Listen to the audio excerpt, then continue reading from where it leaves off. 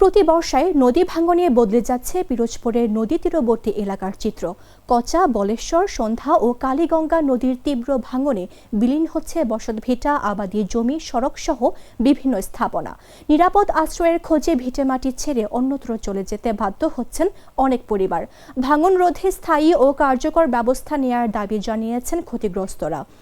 ভুক্তভোগীরা জানান, বিগত বছরগুলোতে প্রাকৃতিক দুর্যোগে নদী তীরবর্তী এলাকার কয়েক হাজার পরিবার তাদের সবটুকু হারিয়েছে নদী ভাঙনে।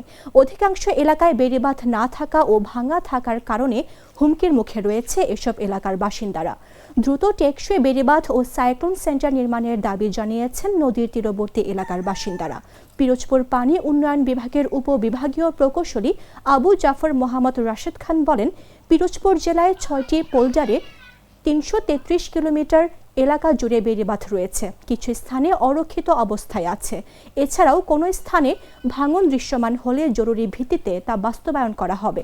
সন্ধ্যা, বলেশ্বর, কচা নদী ভাঙনের ফিজিবিলিটি স্টাডি চলমান রয়েছে।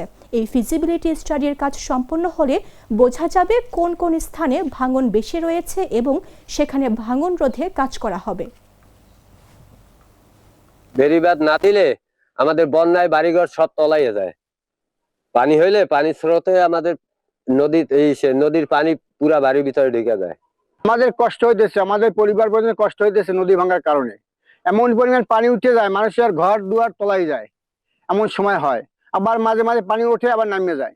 এই জন্য আমাদের বাচ্চা কাচ্চা স্কুল কলেজে যাইতে কষ্ট হয়, বাজারঘাট যাইতে কষ্ট হয়। এরপর মানুষ বসবাস করতে অনেক কষ্ট হয়।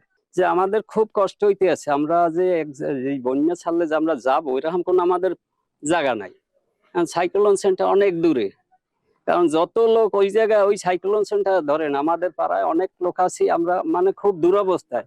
মসজিদ তো একদম সন্নিকট আইঠে গেছে। এখন যদি এরকম মজবুত বাঁধ না দেওয়া হয়, মসজিদ যে কোনো মুহূর্তে এরকম ভেঙে যাওয়ার। আর বালি কাটার জন্য ব্যবস্থাটা এরকম যাতে নষ্ট হয়, বালি না কাটে এর জন্য ব্যবস্থা করা উচিত। কারণ বালি কাটলে বেশি বেশি করে ভাঙন এরকম থামানো যায় না। আমার জায়গা জমি ছিল সব গেছে নদী তুলে যা।